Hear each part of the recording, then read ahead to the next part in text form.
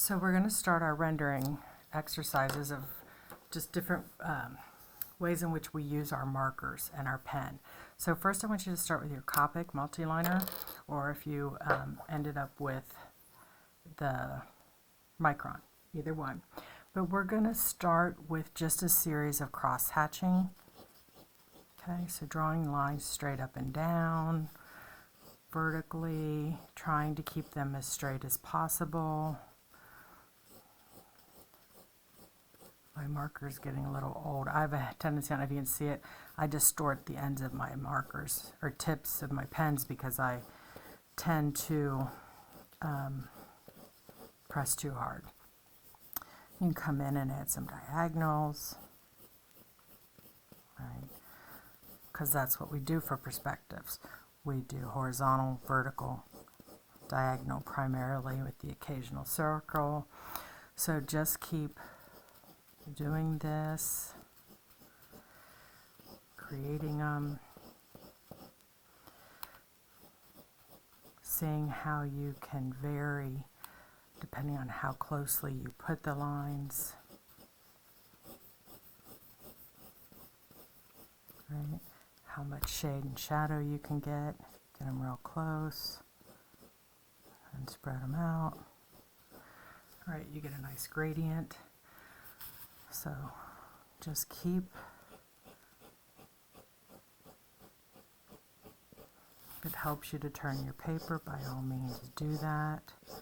Not looking to make this harder on you.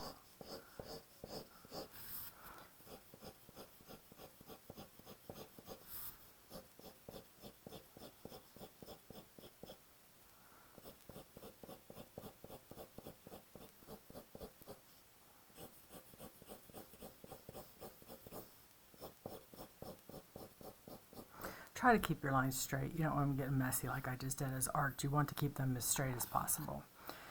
So keep playing around and do some of those. But this is called crosshatch. Okay? And once you make some, I'd go ahead and label them with your pen. Okay, next thing I'm going to show you is take your marker. I happen to grab the N6, which is our neutral gray, number 6. So I want you to notice your markers. If you haven't looked at them yet, you have what's called a paintbrush edge, and you have what we call the chisel edge. We will be working predominantly with the chisel edge. Okay? There's an occasion we'll use the brush tip, paintbrush tip, but we will use the chisel.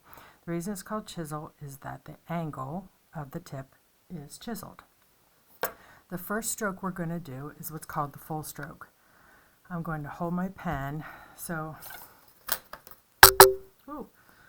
imagine this is the bottom of my paper that I'm coming in on. I'm going to hold my pen at a 45-degree angle, okay? So at a 45-degree angle, I'm going to put my pen down, and I'm going to pull across. Try to get them close. It's best if they don't overlap too much, but you prefer an overlap than a lot of white, okay? But again, white can be our friend as well. This is the full stroke. So I'd like you to do a bunch of those. Go ahead and label full stroke.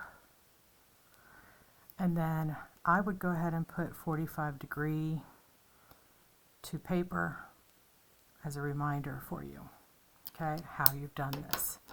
The half stroke is taking that chisel at the same point, but instead of being at a 45-degree angle, going up to a 90-degree angle. Okay, so this is the half stroke at a 90-degree angle.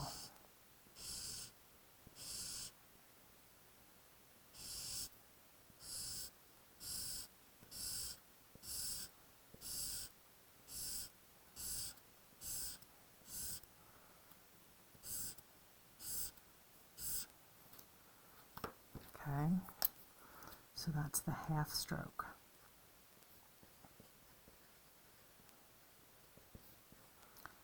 A 90-degree to paper.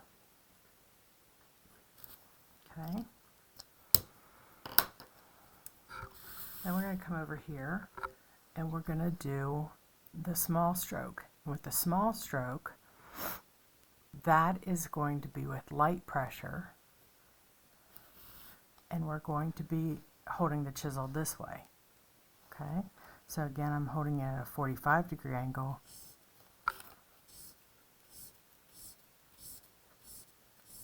Trying to pull straight.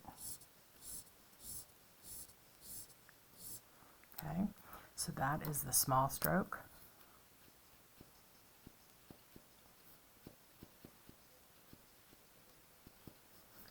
And that is light pressure, 45,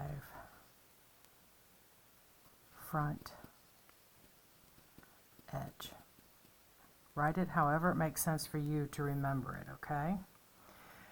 Next is the thin stroke. Again, I'm going to be using the tip of the chisel, light pressure, but I'm now going to hold that marker up at 90 degrees.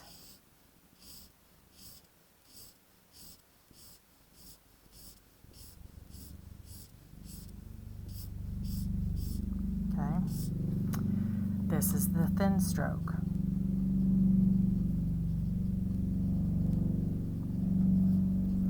Light pressure. Oh, got a helicopter going by.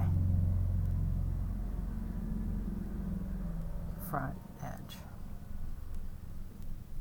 I don't know, front edge is what you want, or front tip, whatever will make you remember it. And then our extra thin, this is, we're going to change things up a little bit. We're going to use this back edge of the chisel, and we're going to hold our marker. Instead of at 45, we're now going to go to 30. So we're going to use the back edge at 30 degree.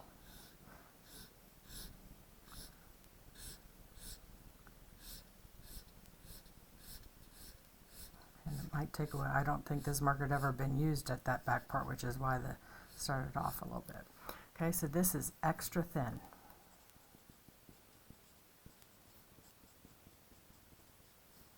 And that is 30 degree back of chisel.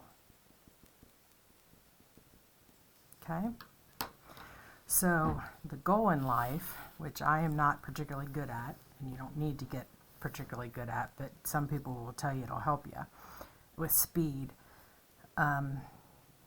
is to go through all those together, right? So large stroke, half stroke, small stroke, thin stroke, and extra thin. I know people who can do that in the blink of an eye, and as you can see, I am not that person. It's not necessary for you to be able to do that, but supposedly you can get there. I've never tried. That's never been something I've been particularly interested in doing. All right, so those are some of the strokes we're going to be using. So I want you to practice those. The next set of strokes I'm going to show you, the flame stroke, and I'm going to change pens real quick. I'm going to change to my E23 hazelnut, and I'm going to show you the flame. Okay, so it's what we call a flame pattern, and you can either use the extra thin or the thin stroke. I like to use the extra thin for it, but if you think about the wood grain of a piece of wood, right, it skips and is like that. So that's the flame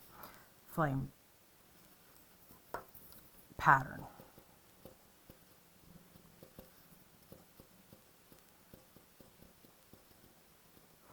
And extra thin. Okay, but what you're going to want to do for wood is you'll come down here and you'll do a series of full strokes. Okay, and again, a little bit of white's not going to hurt anything. Then I'm going to come back in here to my chisel, to the back end of my chisel, and do some extra thin. And I'm going to lightly, in the same color, put in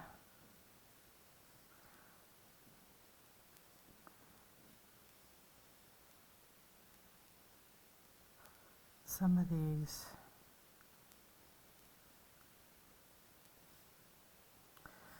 flame patterns that give me a subtle reminiscence of wood grain. Okay? So this is your wood grain.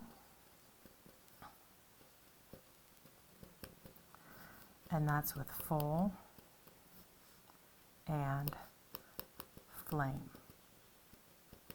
Okay?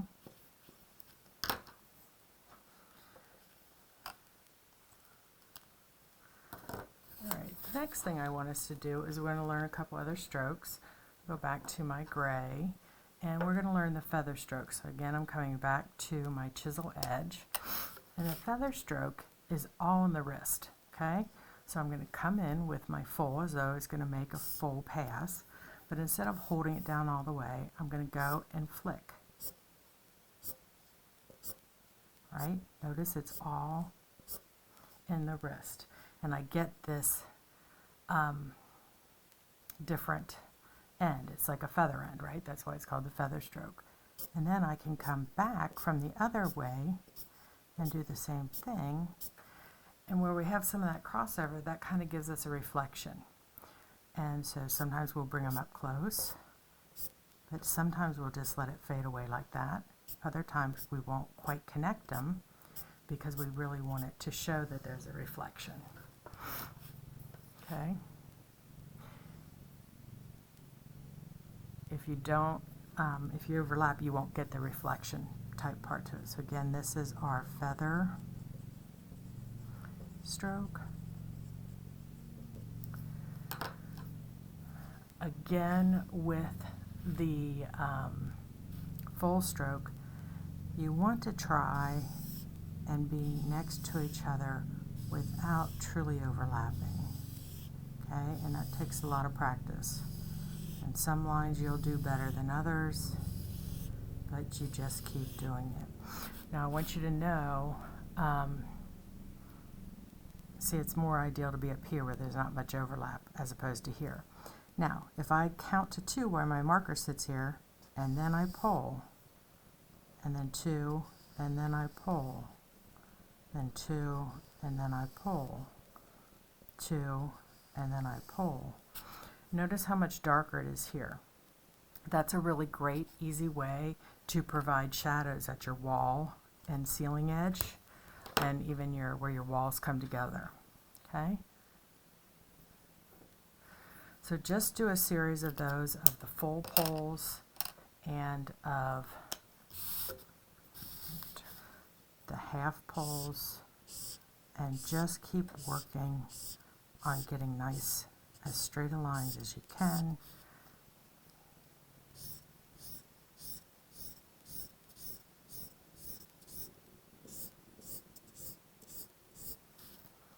And going through the different line types. Okay. Next thing I'm going to teach you is the box point. So again, with the chisel edge, the box point is again a little bit like the feather. Notice I'm trying to keep them similar in length and width, hence the word box. And the more I overlap, again, the more I can create shadow, texture, and depth. But I can space them out.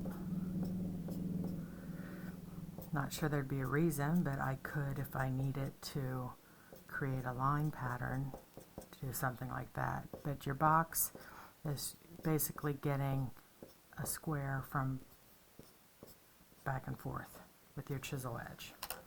Okay, so that's your box point. Next is your angle point.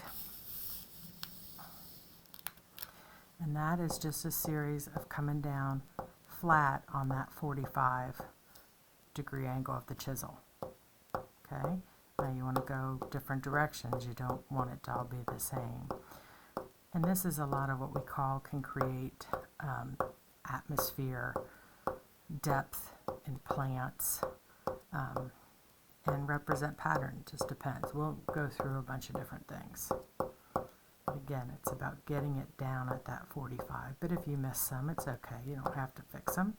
It just shows another layer. Okay? So this is our angle.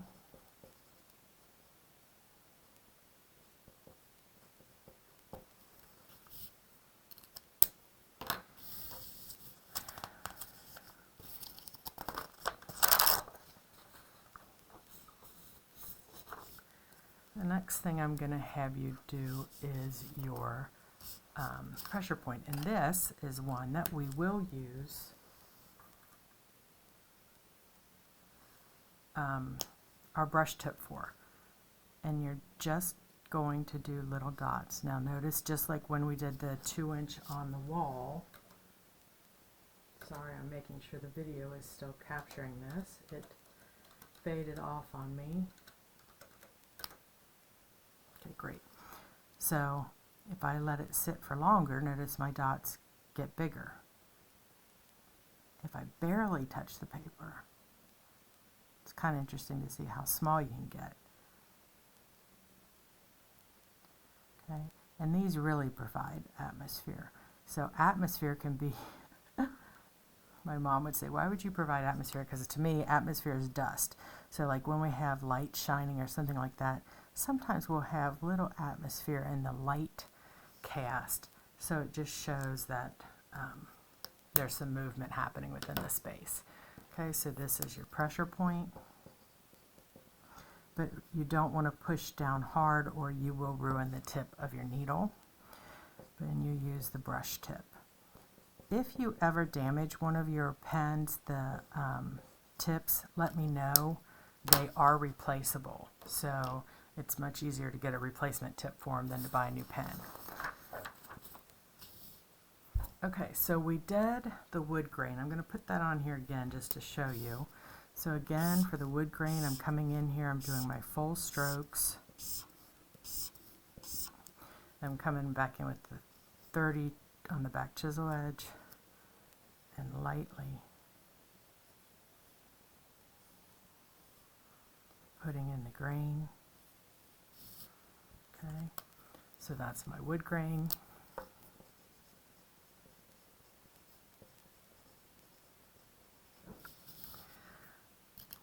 Show you how we'll do the wall board.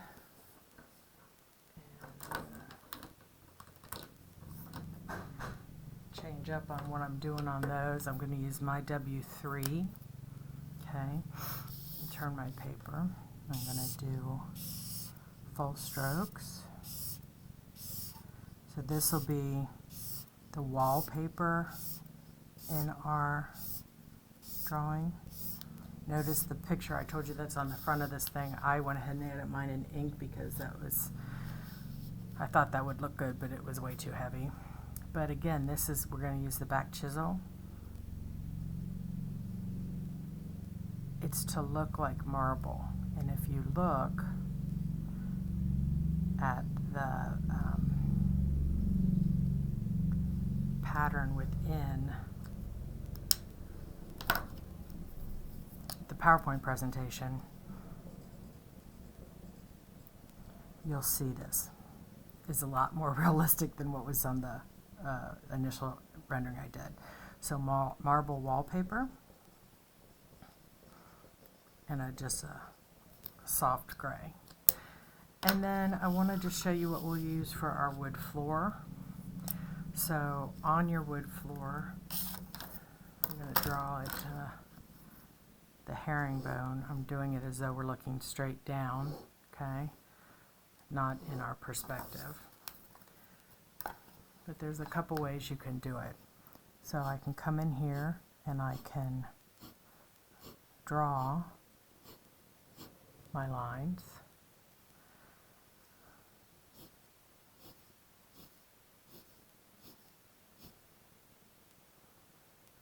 Oh, I went too far. These go in here.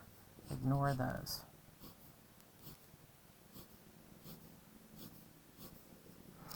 Okay. Then I'm going to use my E23 and my E43. And so my E43 is my dull ivory.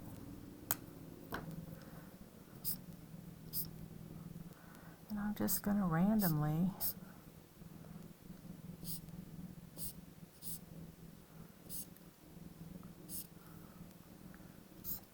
whoops. Well, I'm not getting it quite flat enough. But you can see you can fix these things, right? Then I'll take my darker hazelnut again.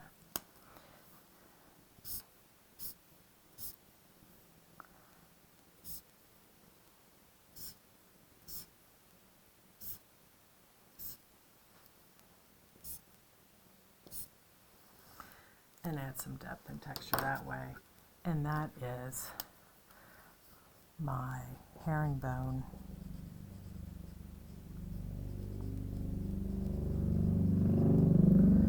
wood floor. And I'm not even going to go in and add any wood grain into that because the pieces are so small you wouldn't see them. So what I want you to do is practice these techniques until you feel really comfortable with them and get yourself going down. And I didn't really demonstrate this very well, but the technique you should be using on this is the feather, okay? So you don't get harsh lines. So keep practicing these, and this is due in your sketchbook by the beginning of next week's Tuesday class, but we will be using these techniques in class on Thursday.